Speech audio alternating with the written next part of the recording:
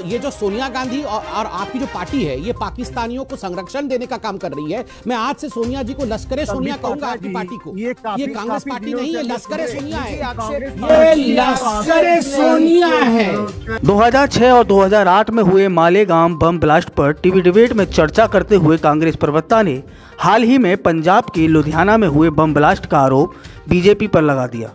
उनका कहना था कि जब भी देश में कहीं चुनाव होते हैं तो बीजेपी बम ब्लास्ट कर वोटों का ध्रुवीकरण करती है। बीजेपी पर हमलावर कांग्रेस प्रवक्ता की बात सुन बीजेपी प्रवक्ता संबित पात्रा आग बबूला हो गए और उन्होंने कांग्रेस प्रवक्ता को आड़े हाथों लेते हुए कांग्रेस को हिंदू विरोधी बताते हुए सोनिया गांधी को लश्कर सोनिया तक कह दिया।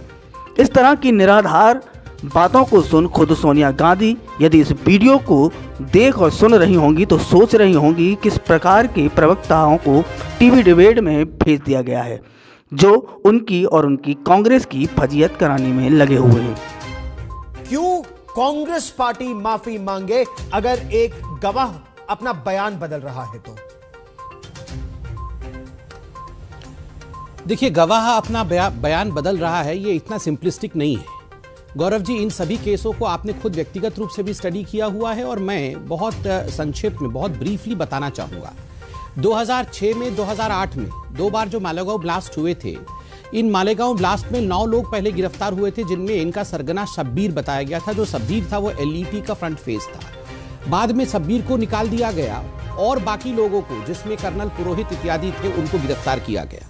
ठीक उसी प्रकार समझौता एक्सप्रेस ब्लास्ट में आपको जान के आश्चर्य होगा कि United states of America, US ने, और UNSC, United nation security council ने आरिफ कासमानी नामक पाकिस्तान के व्यक्ति को इसमें संलिप्त होने का विषय कहा था कि Arif Kasmani was the one who blasted the Samjhauta express.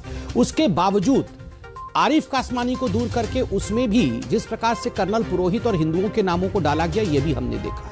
26/11 में भी ठीक उसी प्रकार की एक कोशिश की गई थी कि आप किसी भी कीमत पे 26/11 से कसाब को हटाओ और 26/11 आरएसएस और हिंदुओं की साजिश है, इसको आप रखो। यहां तक बात गई थी, यह रिपोर्ट छपे हुए हैं कि जो डेविड हेडली था, उसने लाल रंग की मौली खरीदा हुआ था। इन सारे आतंकवादियों के हाथ में लाल रंग की मौली पहनाने वाला था, ताकि ये बाद में जब मारे जाते तो हिंदू कहलाते और हिंदू आतंकवाद का तगमा जो है 26/11 पर भी लगता।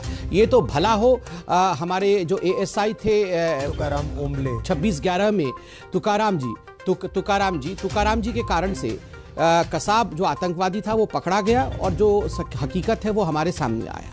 ठीक उसी प्रकार मालेगांव ब्लास्ट का आज जो सच्चाई आया है, यहाँ पुलिस अधिकारी बैठे हैं, आप उनसे पूछिए। 2008 का मालेगांव ब्लास्ट, एटीएस मुंबई शुरू करती है इसको देखना। 2011 में एनआईए इसको टेक ओवर करती है। जो कॉन्ट्रडिक्शंस एनआईए और एटीएस के बीच में थी, वो कॉन्ट्रडिक्शन तो हमारे सरकार के समय नहीं थी।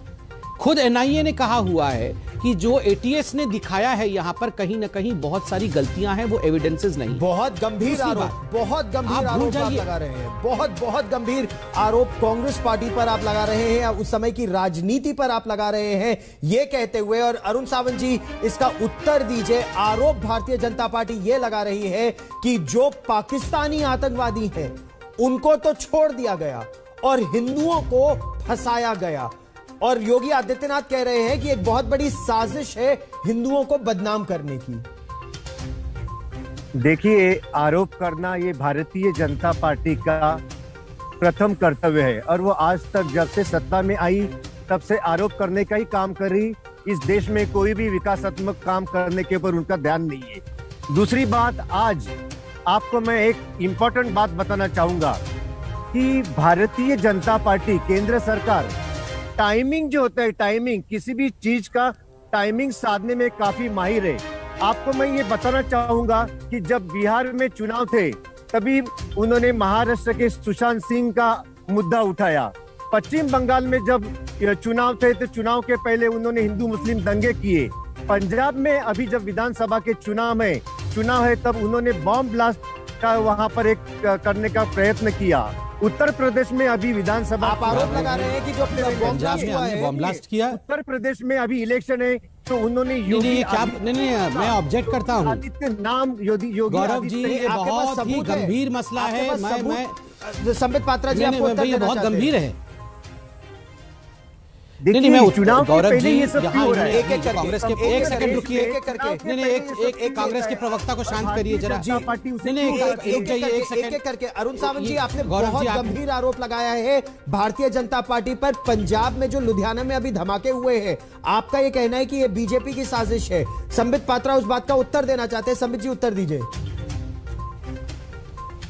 देखिए, मुझे बहुत आश्चर्य हो रहा है, कांग्रेस के इतने बड़े नेता विश्व के सबसे बड़े चैनल में आकर कहते हैं कि जो पाकिस्तान के कनेक्शंस थे लुधियाना के ब्लास्ट में, वो पाकिस्तान ने नहीं करवाए हैं, वो भारतीय जनता पार्टी और रूलिंग सरकार ने ब्लास्ट कराए हैं लुधियाना में। कोर्ट के अंदर जो ब्लास्ट हुए, इससे दुखद कुछ नहीं हो सकता है। ये कांग्रेस नहीं है, ये पाकिस्तान है। ये कांग्रेस, मुझे बहुत तकलीफ होती है कहते हुए। आपके नाटक, एक सेकंड रुक जाइए सर। कोई नाटक नहीं है ये।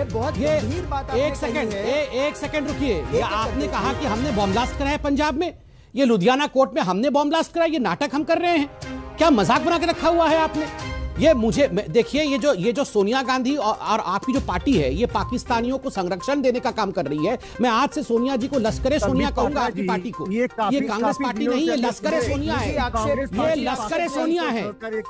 खबर अच्छी लगी हो तो डेली डोज के चैनल को सब्सक्राइब करें, बेल आइकन को दबाएं, जिससे इस तरह की वीडियो आपके पास जल्द से जल्द पहुंच सके।